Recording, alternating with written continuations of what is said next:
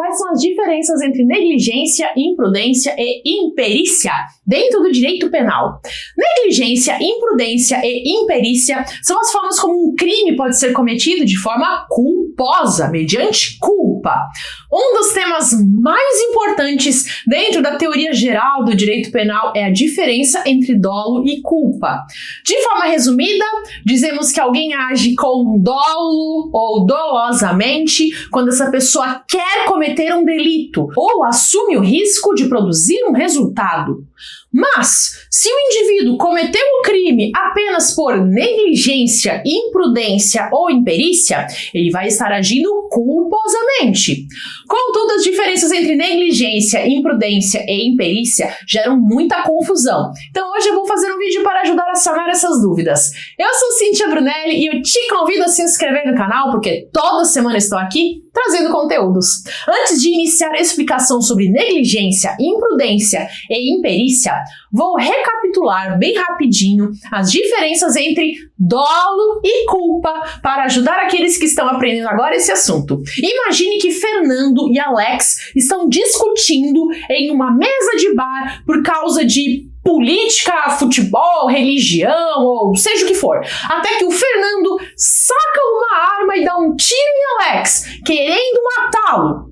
Fernando agiu dolosamente. Houve dolo em sua conduta, naquilo que nós chamamos de dolo direto.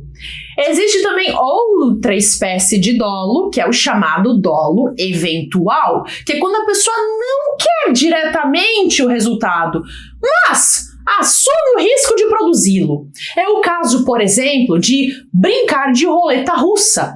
Imagine que Fernando e Alex resolvem brincar de roleta russa. E aí o Fernando aperta o gatilho e mata o Alex. O Fernando pode até não ter querido matar o Alex, mas assumiu o risco de ter esse resultado. Isso é o dolo eventual. Dentro do dolo nós temos o dolo direto e o dolo eventual. Já um crime culposo acontece quando não há intenção de obter aquele resultado. Por exemplo, imagine que o Fernando e o Alex estavam de boas no boteco, apenas batendo um papo amigável sobre as vicissitudes da vida, quando o Fernando, ao colocar o seu copo de chopp na mesa, empurra sem querer o seu revólver, que estava destravado em cima da mesa, e a arma cai no chão, disparando e matando Alex. Fernando não desejava matar Alex e nem assumiu esse risco, mas agiu culposamente. Na culpa, nós temos uma distinção entre culpa inconsciente e culpa consciente. A culpa inconsciente é quando o sujeito não prevê que aquele resultado poderia acontecer, apesar de ser algo previsível. Por exemplo, o Fernando não imaginava que o Alex poderia morrer, embora ele pudesse ter previsto que, ao deixar uma arma destravada em cima da mesa, ela poderia cair no chão e provocar um acidente. Já a culpa consciente é quando o indivíduo prevê o resultado, ele prevê que um resultado danoso é possível de acontecer, mas ele confia que não vai acontecer porque ele vai evitar esse resultado. Aqui o exemplo clássico é o do atirador de facas do circo. Ele sabe que ao atirar facas, pode ser que uma faca acerte a cara da assistente de palco, mas ele confia na sua habilidade e destreza. Muita gente confunde as diferenças entre dolo eventual e culpa consciente, mas tem um macete bem fácil para não se confundir. É só pensar que o dolo eventual é o dane-se. Lembra do exemplo da roleta russa? É assim, o sujeito não quer matar ninguém, mas se a arma atirar, dane-se. Aqui também dá para substituir por um palavrão feio, porém eu acho preferível manter a classe. Dane-se é mais bonitinho. Enquanto isso, na culpa consciente, nós temos o danou-se. Imagine que o atirador de facas está fazendo a sua apresentação no circo, confiante de que nada vai acontecer, quando ele atira uma faca que acerta a testa da assistente de palco. Aí o atirador de facas bota a mão na cabeça forense diz: danou-se.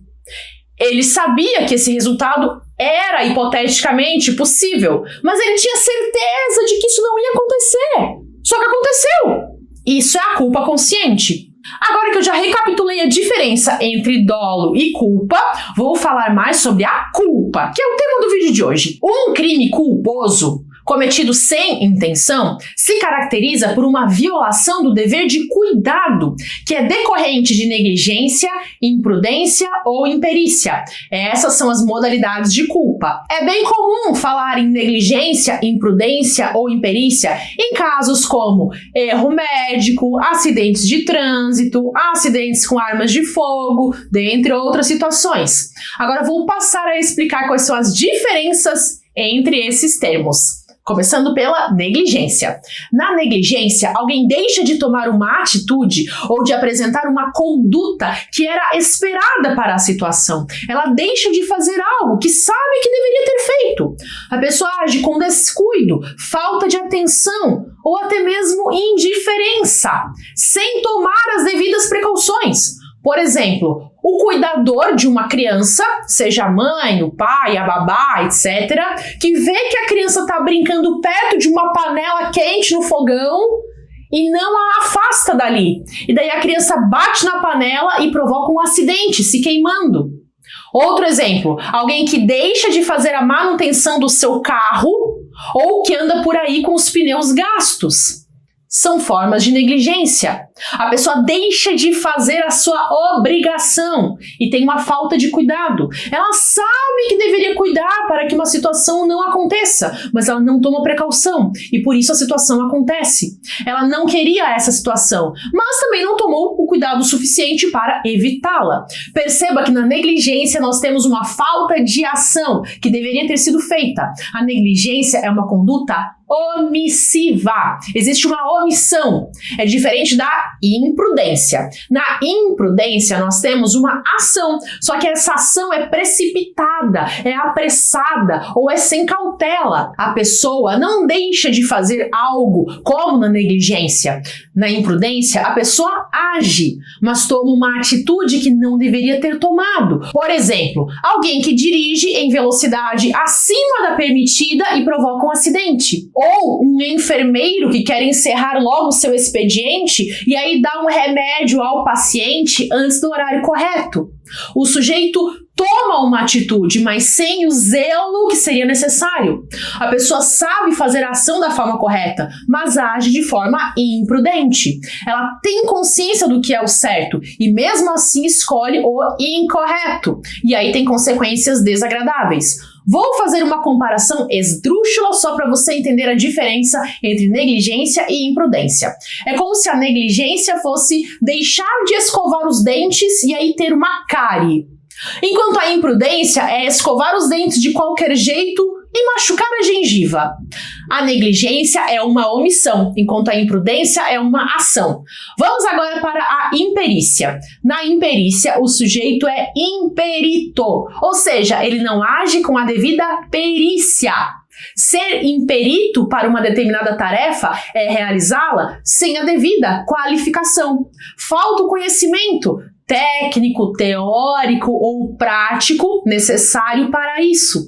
Para que seja configurada a imperícia, é necessário constatar a inaptidão, ignorância, falta de qualificação, seja técnica, teórica ou prática, ou a ausência de conhecimentos necessários para a ação realizada. Imperícia é quando alguém deveria dominar uma técnica para fazer alguma coisa, mas ela não domina. É o caso do médico que erra na hora de suturar um paciente. Depois de 6 anos estudando medicina, ele deveria saber fazer uma sutura. Se ele não sabe, ele é imperito. Na imperícia, o agente pratica um ato sem saber como praticá-lo. Imagine um motorista profissional que dirige profissionalmente, mas que não sabe fazer baliza. Ele deveria saber.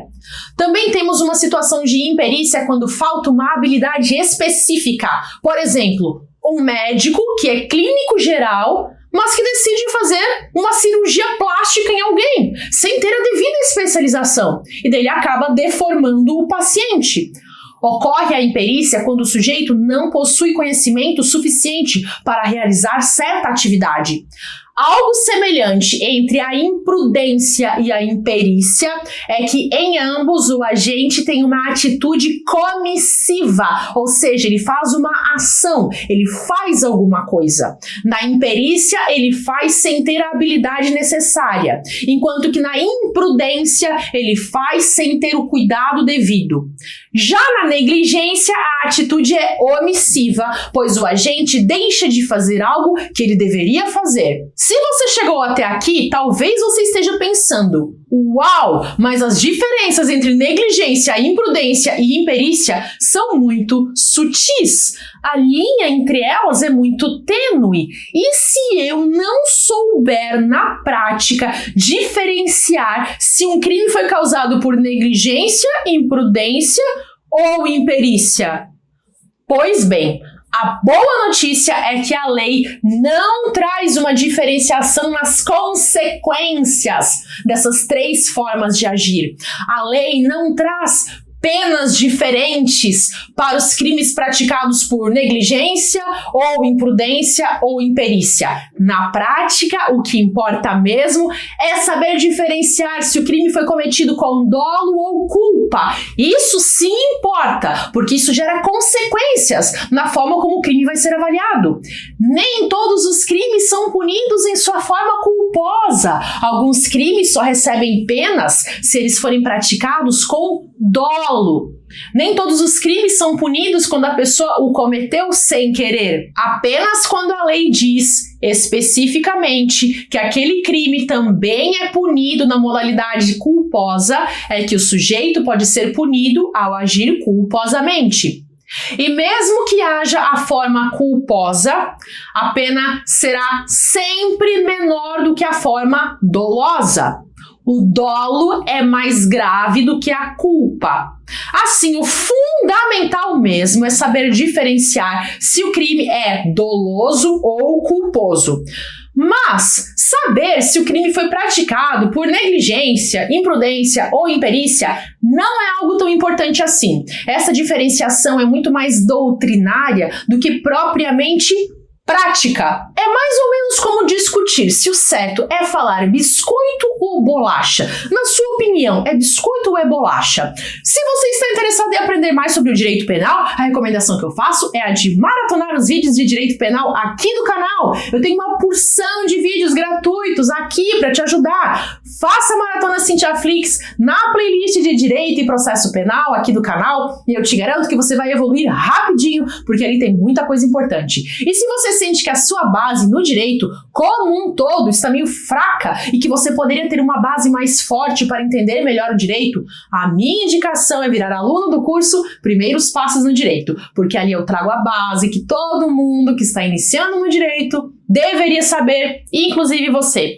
Todos que estão iniciando seus estudos, sem exceção, precisam conhecer os assuntos mais básicos e mais elementares para, a partir daí, conseguir aprofundar os seus estudos. Ninguém consegue se aprofundar em algo sem antes ter a base.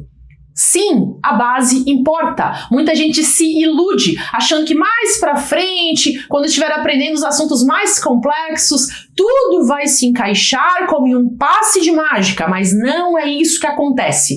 Na prática, se você ficou viajando na maionese no começo, o que acontece depois é que você não consegue acompanhar os assuntos mais complexos, justamente porque o conhecimento inicial seria a base para você poder entender os temas mais profundos. Muita gente acaba desistindo de aprender o direito justamente porque faltou a base. Eu não sei se você está aqui porque está na faculdade, ou se é porque está estudando para concurso, ou se é porque simplesmente quer aprender o direito para ter esse conhecimento para a vida. Mas, de todo modo, você precisa ter a base, senão isso vai te fazer falta. Foi para isso que eu criei o curso Primeiros Passos no Direito, porque assim eu posso te ajudar a suprir essa lacuna. O link do curso está na descrição do vídeo, você pode clicar e virar aluno ainda hoje. Faça isso porque você vai sentir uma diferença enorme. E lembre-se também de voltar aqui no canal e aproveitar os conteúdos gratuitos, porque tem muita coisa importante saindo aqui também. Vou deixar aqui uma sugestão de playlist para você clicar e aproveitar. Até!